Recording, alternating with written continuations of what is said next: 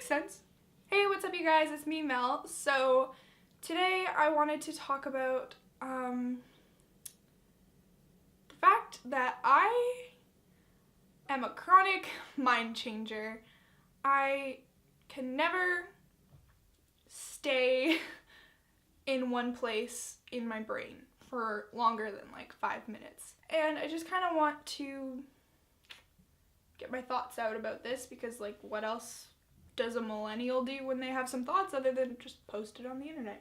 So I realized the other day, when I went to work, a friend of mine said that I look like I often change my style and my personality and I never look the same for very long. I said, like, yeah, I guess I'm just the type of person that, like, looks like they've changed often. But I think the reality is I've just had so many phases in my life. I've gone through a lot of different styles, a lot of different, like, personal, like, changes that I thought were me being me, when I think it was just me trying to figure out what me is. I always feel most comfortable in my now phase, and I always look back like 6 months to a year later and think, what was I doing? Like, why was I doing that? I saw a video that Emma Blacker did a while ago, and it was basically about having no sense of self. And I could relate to her video a little bit. But I feel as though I have an extremely strong sense of self, but I have so many interests and, like, so many dimensions to my personality, so many layers. I don't think that just because you are able to swap between versions of you doesn't mean that those yous aren't authentic. And I fully do believe that there are definitely people out there who have no sense of self. I have friends who definitely don't have a sense of self. I have a very, very strong sense of what I like, what I don't like, the people I enjoy being around. But it's just a wide variety. For example, I love partying, I love clubbing, I love dance music, and when I am not sober, the extrovert comes into me. I always say that I'm an extroverted introvert. And the extrovert in me comes out, and I love talking to people, and I love hearing people's life stories and everything. But at the same time, I grew up horseback riding and camping. I love building campfires and going on trails, but I love getting dressed up and wearing heels. Like, just because there's kind of two versions of me in those two places does not mean that those me's are not authentic. And I feel like people sometimes don't know who I am, or don't know, like, really what makes Mel, because I'm one of those people that dabbles a little bit in everything that I like, but I don't think I am overly talented or overly successful at one little thing that I enjoy doing. Jack of all trades, master of none kind of thing. And it makes me sad. I really wish that I had one thing that I'm extremely passionate about and just putting all of my energy into that, rather than kind of having a wide variety of tastes and interests. None of, like, these little things that I'm dabbling in are like totally me, because they're not 100%. Am I making sense? I feel like my changing of minds also kind of hurts my relationships a lot. Like, just a really quick example, I was dating this guy when I was in first year of university, and I originally started off having, like, feelings for him as a friend, but not really, like, romantic feelings. But I was kind of, like, on my way there. I wasn't sure if I did or not. I was kind of on the fence. And he asked me to be his girlfriend, and I ended up saying yes because, like, why not? He was a nice guy. Eventually, I broke up with him because I felt like I didn't have feelings for him the way that he deserved, and he was treating me very, very well, but I didn't want him to be wasting his time on somebody who didn't feel the same way back. Because I cared so much about him, I didn't want to be faking these feelings for him for his own sake, if that makes any sense.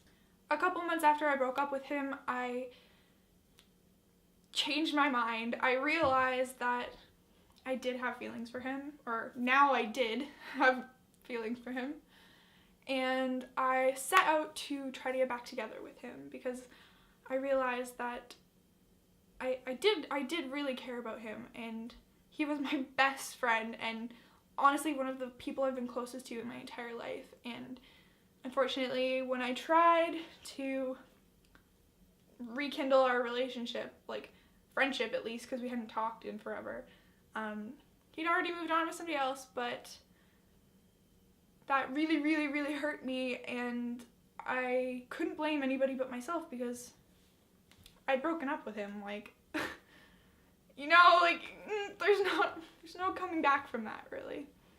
I'm trying so hard lately not to make rushed decisions because I have this thing where I feel emotions and I just need to, like, attack it. Like, if there's a problem in my life or something that I need to overcome, I just want to get it done as soon as I possibly can and just get over it so that I don't have to deal with it.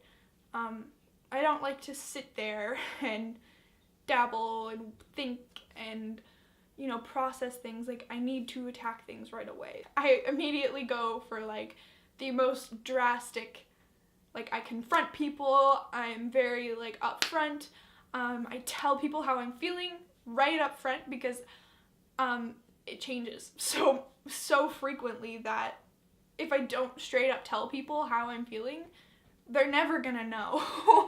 I'm trying to be the most upfront and honest version of my very flawed self.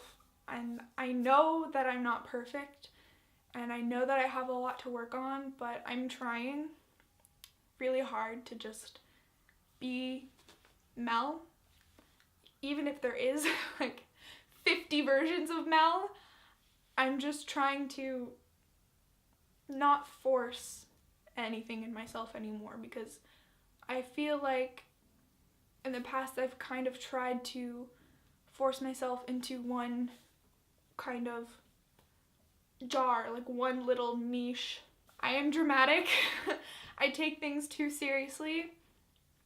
I change my mind a lot. One day I will be fine with like a joke about something, and the next day I'll find it very offensive. I do have people in my life who are very patient and very understanding with me, and I feel like the only people that I can really like just be all versions of Mel, and they acknowledge that those versions are equally Mel as the other versions.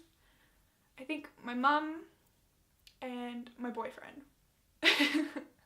are pretty patient with me and pretty sick. Shout out to Matt, I know he's watching. I don't really think that there was any point to this. I don't think that there's really any lesson to be learned. I'm sorry that there's not really like an ending to this story. I hope that this is a good way for you guys to get to know me better, and hopefully we can chat more about this because I'd love to see if other people have similar thoughts or similar experiences or are just like, fucking Mel, you need to chill. So if you guys thought this was relatively entertaining whatsoever, please go ahead and click subscribe. I've got a lot of videos for you guys to go look through. Some are very artsy and some are just me talking to a camera. So if that interests you, go ahead, watch some more videos, and I'll see you guys for the next one.